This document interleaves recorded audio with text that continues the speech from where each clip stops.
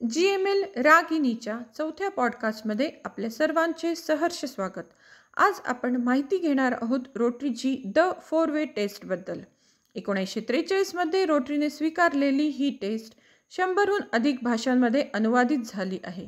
तसेच असंख्य मार्गांनी प्रकाशित केली गेलेली आहे. यात रोटरीची नैतिकता आणि सचोटीबद्दलची बांधिलकी दाखविण्यात आली आहे. चला तर मग बघूया रोटरीची द 4 वे टेस्टचे 4 प्रश्न कोणते.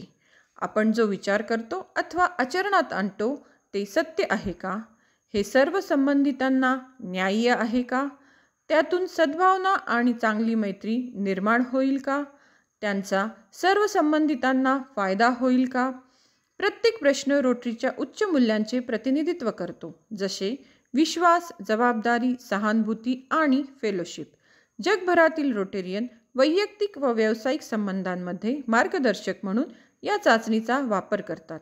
ही चाचणी शिकागोच्या रोटेरियन हर्बर्ट जे टेलर यांनी 1932मध्ये तयार केली होती. हे 4 प्रश्न त्यांचे व्यवसाय मार्गदर्शक बनले आणि दिवाळखोर कंपनीला यश मिळवून दिले.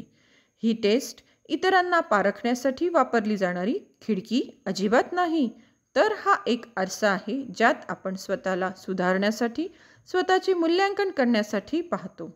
संघर्ष सोडवण्यासाठी, समस्या सोडवण्यासाठी आणि जीवनाच्या सर्व क्षेत्रांमध्ये सकारात्मक, शाश्वत आणि फायदेशीर परिणाम देणारे निर्णय घेण्यासाठी ही टेस्ट ही एक शक्तिशाली प्रक्रिया आहे.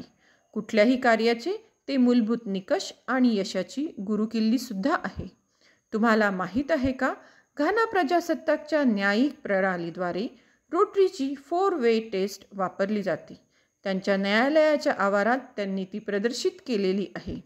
नैतिक जीवन पद्धतीची सतत आठवण करून देण्यासाठी आपणही ती कुठेतरी प्रदर्शित केली पाहिजे.